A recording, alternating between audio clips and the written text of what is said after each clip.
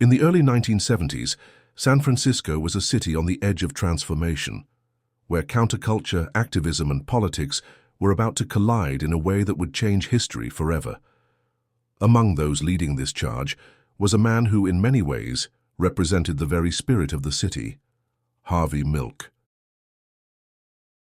Harvey Milk, born in 1930 in New York, would grow up to become one of the most iconic figures in the fight for LGBTQ+ rights. But his path to activism wasn't always clear-cut. After graduating from college, Milk worked a variety of jobs, everything from a teacher to a high school coach. He even served in the U.S. Navy, but it wasn't until he moved to San Francisco in 1972 that he found his calling. Arriving in the Castro District, Harvey discovered a community that was not just seeking acceptance, but demanding equality. This was a neighborhood that would become synonymous with LGBTQ+ activism, and Milk would soon become its most outspoken advocate. Milk's journey into politics began in 1973, when he opened a camera shop on Castro Street. He quickly realized that in order to fight for the rights of the LGBTQ+ community, he needed to be part of the political system. Harvey ran for the San Francisco Board of Supervisors 3 times before he won in 1977, becoming the first openly gay elected official in California. Milk's victory wasn't just personal, it was symbolic. It was proof that LGBTQ+ people could not only participate in the political process, but could also shape it. In his time as supervisor, Harvey pushed for groundbreaking legislation that would protect the rights of LGBTQ+ people, including a pioneering anti-discrimination ordinance that would become a model for cities across the country. But Harvey Milk's advocacy didn't stop at policy. He believed deeply in the power of visibility.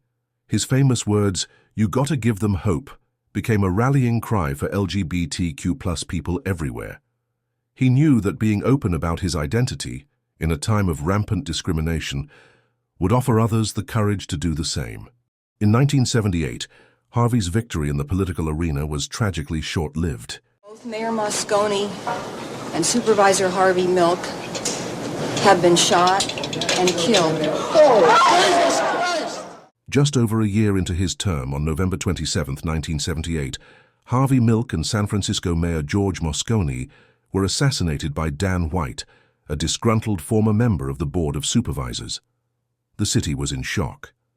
Harvey's death sent a ripple through the world, and the community he had fought so hard to protect mourned the loss of a leader, a friend, and a trailblazer. In the wake of his assassination, Harvey Milk's legacy only grew. His life and death sparked outrage but also fueled a movement. The White Night riots, sparked by the light sentencing of Dan White, were a pivotal moment in the LGBTQ+ rights struggle. But more importantly, Harvey's message of hope, equality, and visibility continued to inspire generations of activists. Today, Harvey Milk is remembered not just as a martyr, but as a beacon of resistance and progress. His story continues to inspire LGBTQ+ individuals and allies alike, and his contributions have shaped the political landscape for decades. In 2009, President Barack Obama posthumously awarded Harvey the Presidential Medal of Freedom. His legacy is also honored every year on Harvey Milk Day, celebrated on May 22nd, the anniversary of his election to the San Francisco Board of Supervisors. The fight Harvey Milk started, fighting for visibility, for justice, and for the simple right to love who we choose, continues to resonate today.